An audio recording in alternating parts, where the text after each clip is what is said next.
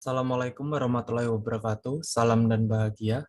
Perkenalkan, nama saya Diki Haji Pratama dengan NIM 2028014 dari kelas 4A1 Manajemen. Di sini saya akan mempresentasikan topik yang berjudul Manajemen Informasi dan Basis Data. Yang pertama, manajemen informasi. Manajemen informasi sendiri memiliki pengertian, yaitu sebuah istilah yang tidak tepat dalam pemakaiannya secara umum. Informasi dapat mengenal data mentah, data tersusun, kapasitas sebuah saluran, komunikasi, dan lain sebagainya. Informasi adalah data yang telah diklasifikasikan atau diolah atau diimplementasikan untuk digunakan dalam proses pengambilan keputusan. Sistem pengolah informasi mengolah data menjadi informasi atau tepatnya mengolah data dari bentuk tak berguna menjadi berguna bagi menerimanya. Nilai informasi berhubungan dengan pengambilan keputusan. Serta manajemen informasi sendiri memiliki fungsi dan definisi. Untuk fungsi adalah menambah pengetahuan atau mengurangi ketidakpastian pemakai informasi. Informasi yang disampaikan kepada pemakai mungkin merupakan hasil data yang dimasukkan ke dalam dan pengolahan suatu model keputusan. Beberapa informasi dapat berasal dari pengamatan pribadi, percakapan dengan orang lain, rapat panitia, dari majalah, media surat kabar, atau laporan pemerintah, dan dari sistem informasi sendiri. Serta definisi informasi adalah data yang diolah menjadi bentuk yang lebih berguna dan lebih berarti bagi penerimanya. Data adalah kenyataan yang menggambarkan suatu kejadian-kejadian dan kesatuan yang nyata. Atau data adalah representasi dunia nyata yang mewakili suatu objek, seperti manusia, meliputi pegawai, mahasiswa, pelanggan, hewan, peristiwa, konsep, keadaan, dan lain-lain, yang direkam dalam bentuk angka, huruf, simbol, teks, gambar, bunyi, atau kombinasinya. Siklus informasi. Siklus informasi merupakan data yang masih merupakan bahan mentah yang harus diolah untuk menghasilkan informasi yang harus melalui suatu model. Model yang digunakan untuk mengolah data tersebut disebut model pengolahan data atau dikenal dengan siklus pengolahan data atau siklus informasi. Dapat kita lihat bahwa gambar di sebelah kiri ini, data diolah melalui suatu model menjadi sebuah informasi, dari model menjadi informasi, penerima kemudian menerima informasi tersebut, membuat suatu keputusan dan melakukan tindakan yang berarti menghasilkan tindakan lain yang akan membuat sejumlah data kembali.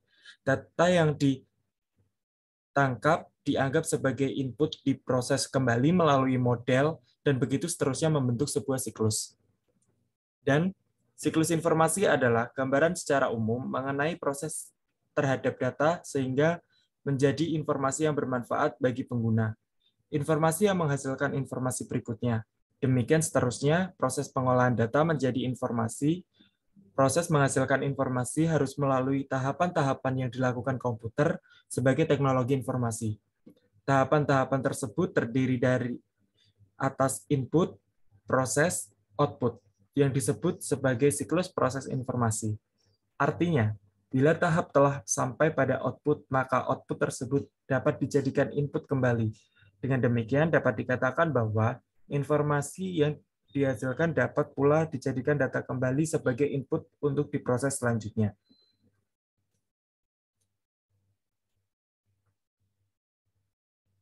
Kebutuhan informasi. Kebutuhan informasi didasarkan pada yang pertama, kegiatan bisnis yang semakin kompleks. Yang kedua, kemampuan komputer yang semakin meningkat. Atau output komputer berupa informasi dapat digunakan oleh manajer, non-manajer, ataupun perorangan dalam suatu perusahaan. Kualitas informasi tergantung pada hal-hal berikut ini. Yang pertama ada akurat. Berarti informasi harus bebas dari kesalahan-kesalahan dan tidak menyesatkan bagi orang yang menerima informasi berikut. Akurat juga berarti informasi harus jelas mencerminkan maksudnya dalam prakteknya. Mungkin dalam penyampaian suatu informasi banyak terjadi gangguan yang dapat merubah atau merusak isi dari informasi tersebut. Serta komponen akurat ini memiliki berbagai kebutuhan, meliputi seperti completeness, berarti informasi yang dihasilkan atau dibutuhkan harus memiliki kelengkapan yang baik, karena bila informasi yang dihasilkan sebagian-sebagian akan mempengaruhi dalam pengambilan keputusan. Yang kedua, correctness. Berarti informasi yang dihasilkan atau dibutuhkan harus memiliki kebenaran. Yang ketiga, security. Berarti informasi yang dihasilkan atau dibutuhkan harus memiliki keamanan. Oke, next, tepat waktu. Informasi yang diterima harus tepat waktu, sebab informasi yang terlambat tidak mempunyai nilai yang baik, sehingga bila digunakan sebagai dasar dalam pengambilan keputusan akan dapat berakibat fatal.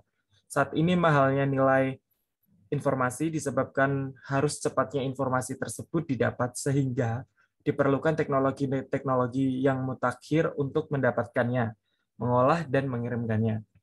Yang ketiga, relevan. Informasi harus mempunyai manfaat bagi si penerima. Relevansi informasi untuk tiap-tiap orang satu dengan yang lainnya berbeda. Misalnya, informasi mengenai sebab-musabab kerusakan mesin produksi kepada akuntan perusahaan adalah kurang relevan dan akan lebih relevan bila ditunjukkan kepada ahli teknik perusahaan. Keempat, ekonomis. Informasi yang dihasilkan mempunyai manfaat yang lebih besar dibandingkan dengan biaya mendapatkannya, dan sebagian besar informasi tidak dapat tepat ditaksir keuntungannya dengan satuan nilai uang, tetapi dapat ditaksir nilai efektivitasnya. Yang kedua, basis data atau bisa kita sebut database. Database ini memiliki definisi, yaitu bila data dikumpulkan dan saling berhubungan, maka dikenal dengan istilah basis data atau database. Definisi lain dari basis data menurut Raymond McLeod Jr. dan George Speichel, basis data adalah sekumpulan file. Definisi umum dari basis data adalah bahwa basis data merupakan kumpulan dari seluruh data berbasis komputer sebuah perusahaan. Definisi basis data yang lebih sempit adalah bahwa basis data merupakan sekumpulan data yang berada di bawah kendali peranti lunas sistem manajemen basis data. Hierarki data. Hierarki data memiliki tiga. Dapat data diorganisasikan ke dalam bentuk elemen data atau field, rekaman atau record, dan berkas atau file. Definisi dari ketiganya adalah sebagai berikut. Yang pertama adalah elemen data, adalah satuan data terkecil yang tidak dapat dipecah lagi menjadi unit lain yang bermakna. Misalnya data siswa terdiri NIS, nama, alamat, telepon, atau jenis kelamin. Yang kedua, rekaman. Merupakan gabungan sejumlah elemen data yang saling terkait. Istilah lain dari rekaman adalah baris atau tuple. Ketiga, berkas. Adalah himpunan seluruh rekaman yang bertipe sama. Selanjutnya, sistem basis data. Sistem basis data adalah suatu sistem menyusun dan mengelola record menggunakan komputer untuk menyimpan atau merekam serta memelihara data operasional lengkap sebuah organisasi atau perusahaan, sehingga mampu menyediakan informasi yang optimal yang dapat diperlukan pemakai untuk proses pengambilan keputusan.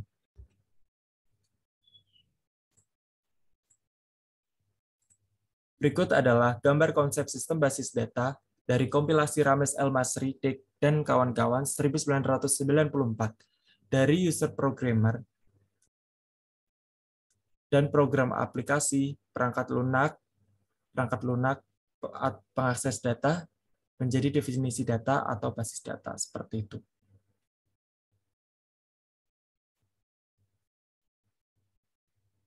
Selanjutnya, database management system atau sistem manajemen basis data. DBMS dapat diartikan sebagai program komputer yang digunakan untuk memasukkan, mengubah, menghapus, memodifikasi, dan memperoleh data atau informasi dengan praktis dan efisien. Komponen DBMS. Secara umum, komponen-komponen DBMS terdiri dari yang pertama, interface, yang di dalamnya terdapat bahasa manipulasi data atau data manipulation language, bahasa definisi data atau data definition language untuk skema eksternal, skema konseptual, dan skema internal. Yang kedua, database control system atau sistem kontrol basis data yang mengakses basis data karena adanya perintah dari bahasa manipulasi data. Ketiga, hardware atau perangkat keras. Perangkat keras yang biasanya terdapat dalam sistem basis data adalah memori sekunder hard disk. Keempat, operating system atau sistem operasi. Merupakan program yang mengaktifkan atau memfungsikan sistem komputer, mengendalikan seluruh sumber daya, resource, dan melakukan operasi-operasi dalam komputer. Sistem operasi yang banyak digunakan seperti MS-DOS, MS Windows 95, MS Windows NT, dan Unix. Kelima, database atau basis data. Sebuah basis data dapat memiliki beberapa basis data. Setiap basis data dapat berisi atau memiliki sejumlah objek basis data seperti file atau tabel. Keenam, user atau bisa disebut dengan pemakai. Pemakai dapat berinteraksi dengan basis data dan memanipulasi data dalam program yang ditulis dalam bahasa pemrograman. Ketujuh, database administrator adalah orang atau grup yang bertanggung jawab mengimplementasikan sistem database di dalam suatu organisasi. Kedelapan, end user adalah orang yang berada di depan workstation dan berinteraksi secara langsung dengan sistem. Dan yang kesembilan, programmer aplikasi. Orang yang berinteraksi dengan database melalui cara yang berbeda. Contoh, bahasa menggunakan komponen-komponen tersebut adalah SQL, atau bisa kita sebut dengan Structured Query Language. SQL merupakan bahasa standar yang digunakan oleh kebanyakan aplikasi-aplikasi DBMS. Keuntungan DBMS. Keuntungan DBMS telah dijelaskan sebelumnya, tetapi penting untuk dijelaskan kembali di sini. DBMS memungkinkan perusahaan maupun pengguna perorangan untuk yang pertama, mengurangi pengulangan data. Jumlah data akan dikurangi dibandingkan dengan ketika file-file komputer disimpan secara terpisah untuk setiap aplikasi komputer. Data yang terduplikasi hanya terbatas pada file-file yang dibutuhkan untuk menggabungkan data dari dua tabel data yang sama di antara file-file. Dalam suatu sistem manajemen basis data relasional digunakan untuk membentuk relasi implisit antara data. Yang kedua, mencapai independensi data. Spesifikasi data disimpan dalam basis data itu sendiri daripada di setiap program aplikasi. Perubahan-perubahan dapat dilakukan satu kali ke struktur data tanpa meminta dilakukannya perubahan pada banyak program aplikasi yang mengakses data. Yang ketiga, mengambil data dan informasi dengan cepat. Relasi logis dan bahasa query terstruktur memungkinkan pengguna menarik data dalam hitungan detik atau menit, bandingkan dengan jam-jam atau berhari-hari jika mengambil data dengan menggunakan bahasa pemrograman tradisional seperti COBOL atau Java. Hal ini disebabkan program komputer dalam COBOL atau Java tidak perlu ditulis untuk mengakses data. Sistem manajemen basis data itu sendiri yang memberikan alat-alat seperti QBE dan SQL untuk mengakses data. Dan yang keempat, keamanan yang lebih baik. Baik DBMS mainframe maupun komputer mikro dapat memiliki tingkat keamanan yang berlapis seperti kata sandi, direktori pengguna, dan enkripsi. Data yang dikelola oleh DBMS lebih aman daripada kebanyakan yang lainnya di dalam perusahaan. Kerugian DBMS. Keputusan untuk menggunakan DBMS akan membuat perusahaan atau pengguna memberikan komitmennya untuk yang pertama, membeli perangkat lunak yang mahal. DBMS atau mainframe mahal harganya. DBMS berbasis komputer mikro, meskipun harganya hanya beberapa ratus dolar, dapat menjadi pengeluaran yang sangat besar bagi sebuah organisasi kecil. Untungnya, hukum Moore masih berlaku dan biaya piranti keras komputer dan piranti lunak akan terus menurun. Kerugian ini setiap tahun akan semakin berkurang arti pentingnya. Yang kedua, mendapatkan konfigurasi perangkat keras yang besar. Kemudahan dengan